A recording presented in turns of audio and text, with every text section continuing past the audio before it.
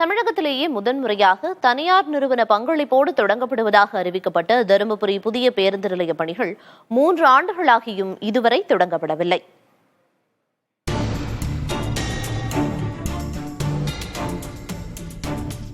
தருமபுரி புறநகர் மற்றும் நகர்ப்புற பேருந்து நிலையங்களுக்கு தினமும் ஆயிரக்கணக்கான பயணிகள் வந்து செல்கின்றனர். போக்குவரத்து நெரிசலை தவிர்க்கும் வகையில் கடந்த 2021ஆம் ஆண்டு அதிமுக ஆட்சி காலத்தில் சேலம் பெங்களூரு தேசிய நெடுஞ்சாலையை ஒட்டி பெண்ணாகரம் சாலையில் உள்ள தனியாருக்கு சொந்தமான 5 ஏக்கர் நிலத்தில் பேருந்து நிலையம் கட்டுவதற்கு இடம் தேர்வு செய்யப்பட்டு 40 கோடி நிதியும் ஒதுக்கப்பட்டது. இந்த புதிய பேருந்து நிலையத்தின் கட்டுமான பணிகளை முடித்து 99 ஆண்டுகள் தனியார் பயன்படுத்திக் கொள்ளவும் அதன் பிறகு நகராட்சிக்கு ஒப்படைக்க வேண்டும் எனவும் அறிவிக்கப்பட்டது. ஆனால் 2021ஆம் ஆண்டு ஆட்சி மாற்றம் ஏற்பட்டவுடன் பேருந்து நிலைய கட்டுமான பணிகள் கிடப்பில் போடப்பட்டது. இது தொடர்பாக நீதிமன்றத்தில் தொடரப்பட்ட வழக்கில் மக்கள் சிரமத்திற்கு தீர்வு காண வேண்டும் என உத்தரவிடப்பட்டது. என்றாலும் இதுவரை பேருந்து நிலைய கட்டுமான பணிகள் தொடங்கப்படவில்லை. வெளியூர்லேருந்து வர வாகனத்துக்கும் அந்த ஏடிசி பயன்படுத்தக்கூடிய வாகனத்துக்கும் இந்த விஷயத்தை நம்ம பயன்படுத்திக்கலாம். நகரத்தில் நகரத்தை சுற்றி இருக்கிற பஸ்ஸு பேருந்து நிலையத்துக்கும் பயன்படுத்திக்கலாம். நகரம் விரிவடையும் பொழுது தான் நம்மளுக்கு வாகன நெரிசல் குறையும்.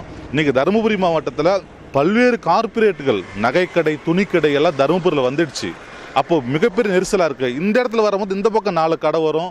மக்களுக்கு சிரமம் இல்லாமல் போக்குவரத்து சிரமம் இல்லாமல் இருக்கும். இந்த பேருந்து நிலையத்தை அரசு புறம்போக்கு நிலங்களே அமைக்க வேண்டும் என்று நாங்கள் கேட்டுக்கொள்கிறோம்.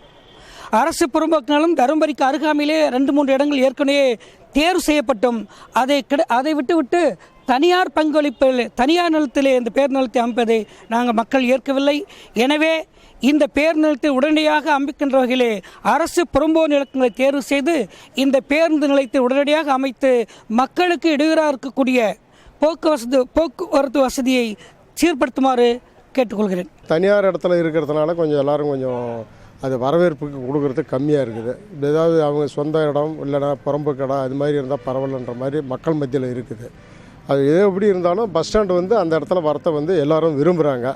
அது கூடிய விரைவில் பஸ் ஸ்டாண்டு அமைக்கிறதுக்கு உண்டான அரசு சீக்கிரம் நடவடிக்கை எடுத்து அது சீக்கிரம் மக்கள் பயன்பாட்டுக்கு கொண்டு வரணும். மேலும் தனியார் பங்களிப்பு என்பதால் பேருந்து நிலைய வணிக வளாகங்கள் முழுவதும் வாடகையை நிர்ணயிப்பது மற்றும் தங்களுக்கு வேண்டிய ஆட்களுக்கு கடைகளை ஒதுக்குவது போன்றவைகள் நிகழ வாய்ப்பிருப்பதால் பேருந்து நிலையத்திற்கு எதிர்ப்புகளும் இருந்து வருகின்றன. எனவே கடை ஒதுக்குவதில் பாரபட்சம் இல்லாமல் இருக்க வேண்டும். வாடகைகளை அரசு நிர்ணயிக்க வேண்டும்.